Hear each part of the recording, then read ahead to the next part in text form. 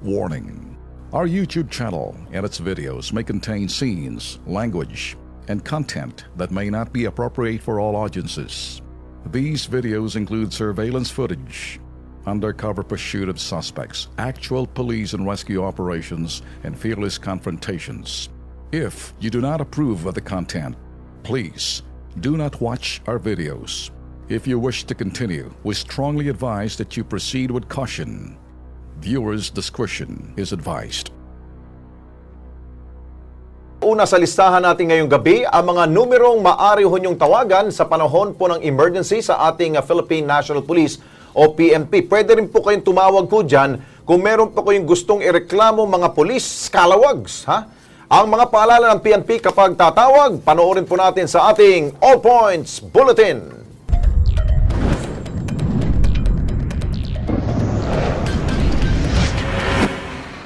Nililinis ng Philippine National Police sa kanilang hanay. Ipinapanumbalik ang tiwala at respeto ng publiko sa kapulisan. Kasabay nito, ang paglulunsad ng institusyon ng mga numerong maaring tawagan. Ang main concern ng PNP sa crime, but then pati lahat ng emergency, pwede ring ibato doon sa mga hotline numbers namin. Although mayroon tayong national hotline, yung 911, any emergency, whether law enforcement problem or pwedeng itawag doon. Maliban sa 911, meron pang 6 na hotline ng PNP. Ang i-report mo kay Chief, text 2920. Text Bato 2286. Itaga mo sa Bato Reporting App. Itaga mo sa Bato App Alert at Counterintelligence Task Force Numbers o CITF. Ang primarily dito target yung mga tinatawag na mga police scalawags o yung mga police na gumagawa ng mga kalokohan. Ito yung yung pwede nilang kontakin na number. Direct ito doon sa CITF, sila lang yung nakakaalam. Then pwede nilang aksyonan yung reklamo agad-agad tungkol sa mga police misconduct. Ayon sa Information Communication Development Division ng Police Community Relations Group, may mga kailangang detalye na i-provide ang sender sa PNP hotlines. Of course, kung sino man po yung nagre-report, importante po yung specific na mga details like yung time, yung date, o yung place of incident, o kung sino yung subject. So, depende doon. Not necessarily na sabihin yung name nung nagre-report. Apela ng PCRG sa publiko. Doon sa aming text Bato 2286, siguro mga 80% talagang mga tunay yung mga legitimate, yung mga concerns and na-address naman agad. Siguro kung i-compare natin, maraming nagpa-prank, lalo na doon sa 911 Dapat seryosohin natin yung emergency hotline numbers na yun ay pwedeng maging life or death situation, so hindi dapat niloloko yung number na yun. Sana lahat ng itawag lang yung legitimate talaga na concern o problema.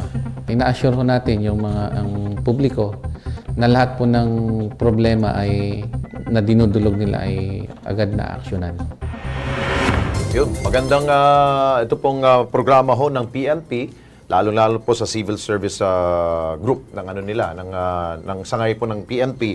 Pero request natin kay Chief PNP Bato na kung maaari, siguro ipaskil nyo ho sa mga matataong lugar, yung inyong mga numero, para at least ma-memorize ho nila.